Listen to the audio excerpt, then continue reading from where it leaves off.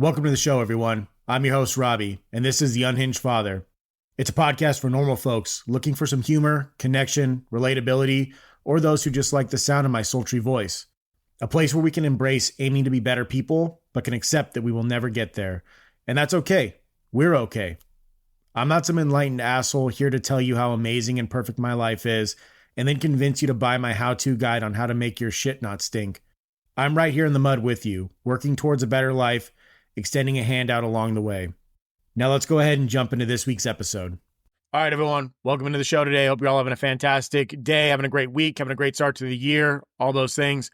Let's go ahead and jump into this week's episode. And I wish I could say that I had it a little bit more well planned out. Unfortunately, I've got a little bit of an idea on what I wanted to talk about. It's something that I've been talking about recently with my wife and a few other people, and I think that it is something that would be good to talk about here on the podcast. So let's go and dive into it. Now, as I kind of talked about last week, I talked about how there's an increase in anxiety and depression and things like that within the younger generation. But I just wanted to talk about mental health on a broader scale now, not just talking about the youths or the Utes, as some people might call it, but just really talking about everyone and talking about society.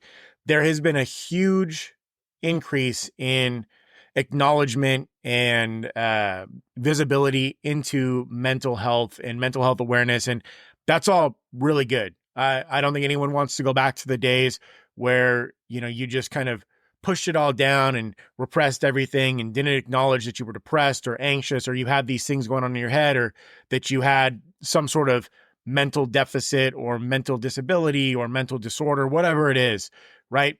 I don't think anyone wants to go back to where you just completely repress that and we don't acknowledge that and we don't try to help cure that and move forward with it. But I do see something that's almost as troubling now in society. And it's something that I've noticed on social media in particular, but also just out and about in society. And it's like, I think that it's good that we acknowledge when we have some sort of mental issue going on and that we acknowledge our mental health and want to try to make that as best as we can. But I almost see people using mental health disabilities or disorders as almost like a badge of honor now. And it's almost like, well, I've got this, deal with it. This is why I do this. This is why I do that. And it's almost become an excuse for certain people. It's like, well, I'm just socially anxious, so I'm not going to do this, or I'm not going to do that, things that are required of them or that they should be doing. And people will utilize it almost as, I don't know if a crutch is the right word, but like a crutch. And also the badge of honor one is like a really weird one. It's like, yeah, I'm 17 different mental disabilities and proud of it. I'm not saying that someone should be shameful of having a mental disorder or a mental disability or not necessarily mental disability. I'm conflating the two right now. I'm talking about anxiety, ADHD, depression, things like that. Anyways, it's not necessarily something that it's like, this is something I'm extremely proud of. It's something that I acknowledge and that I'm working through and trying to better myself, because I don't think anyone really wants to be anxious. I don't think anyone really wants to be depressed. And those are the two that I'm going to go to the most, just because those are the most common. And I feel like those are the ones that have increased the most and are so well accepted. And those are the ones that I see people utilize as excuses or badges of honor and things that they're super proud of. Another thing on top of this is that one thing that we don't talk about enough, and I feel like it's almost like if you have this conversation, you're seen as like I'm anti-mental health awareness, I'm anti-mental health support, all of that stuff. But just like everything else in this world, you need to have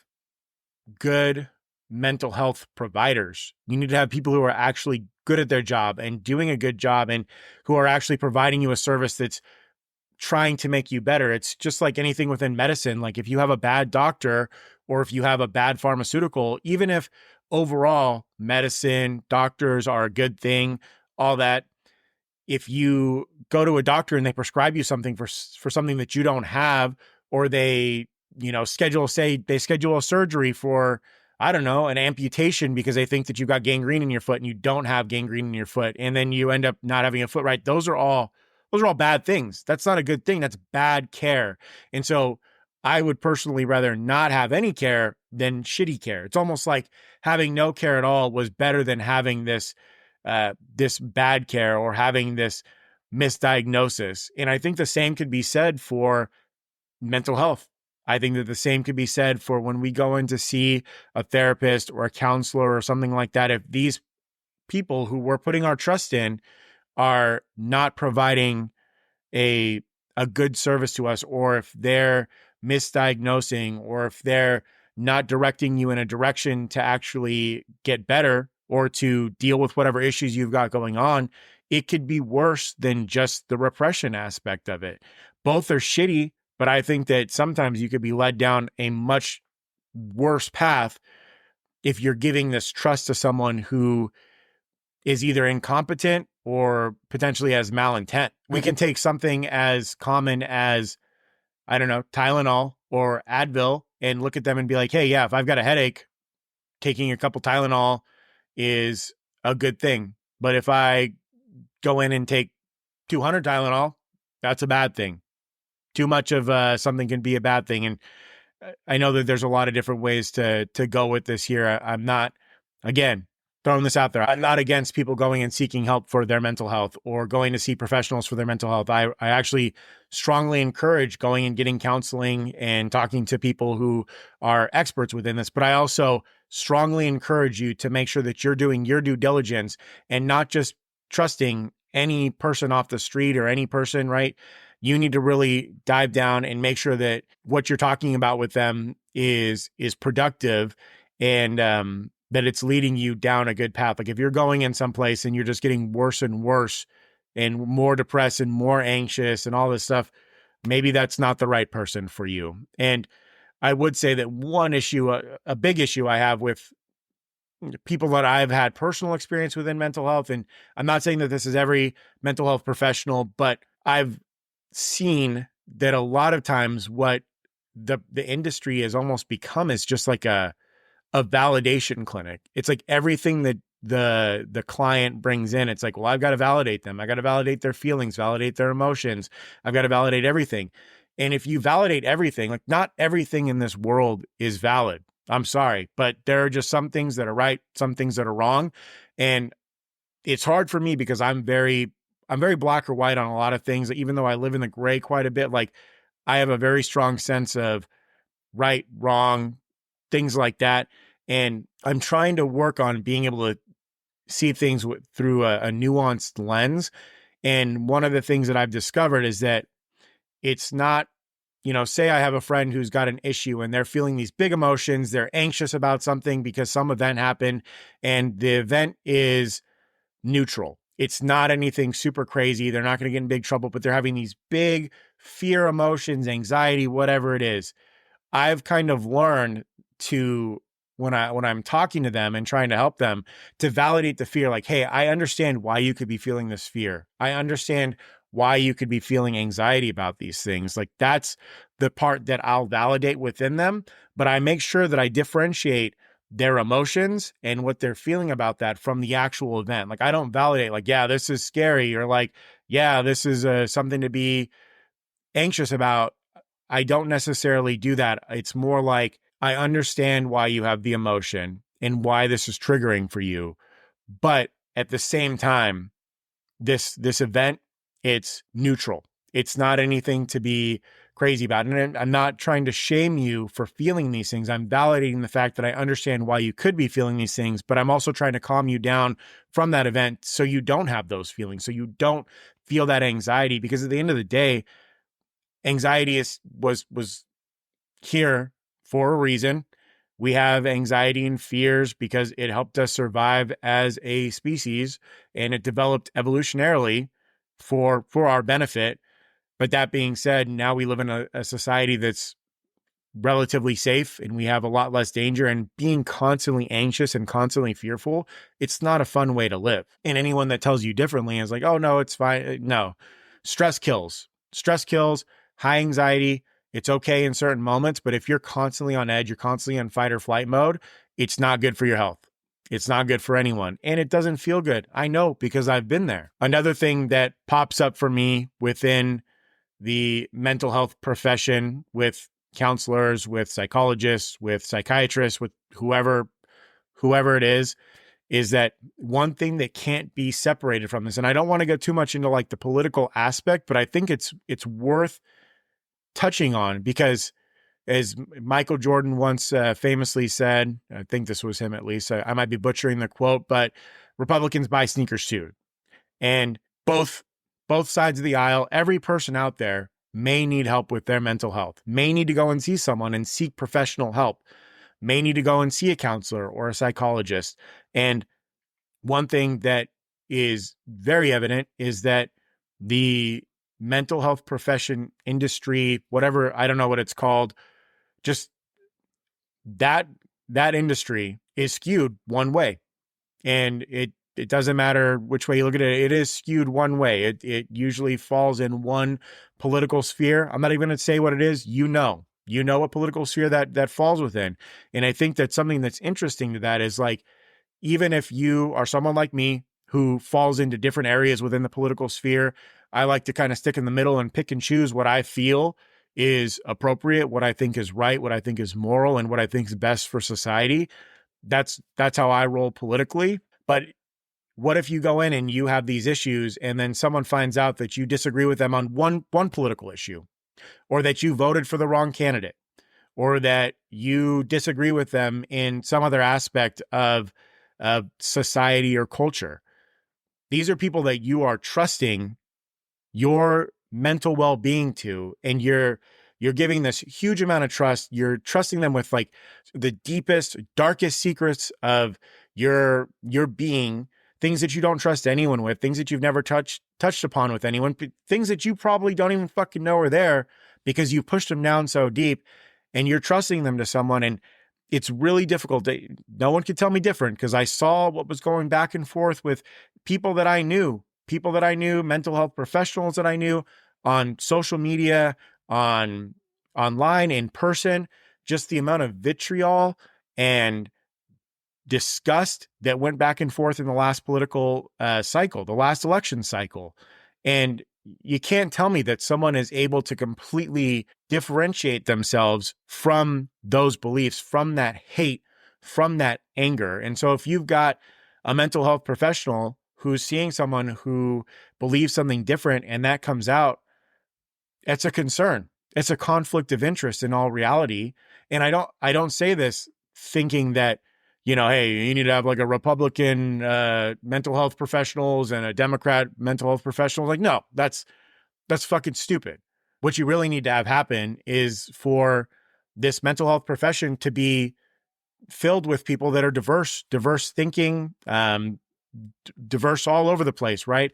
Diverse politically, diverse in their ideology, all of those things, right? You need a large group of people. And then also part of this is, and I'm sure that they say that they do, but really it needs to be driven down as like, there should be more regulation. And I'm not one to go with government regulation, but there should be more insight into the type of help that people are actually getting. Because sometimes I think, you think I'm going to a mental health professional, I'm getting all the help I need, and it could send you in the wrong direction. So I feel like I'm just rambling on here about something that I see as potentially being an issue. But it's just, how is someone who thinks differently, say they see a post that their mental health professional posted and it's a different ideology, like how are they supposed to trust that person isn't going to lead them in the wrong direction because they've got some sort of issue with either their political ideology or the person that they voted for?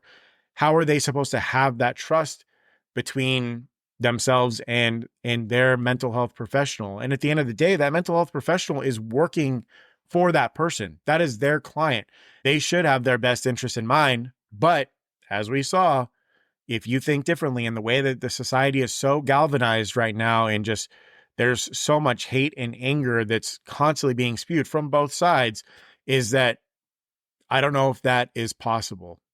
I don't know if it's possible for people to remain neutral.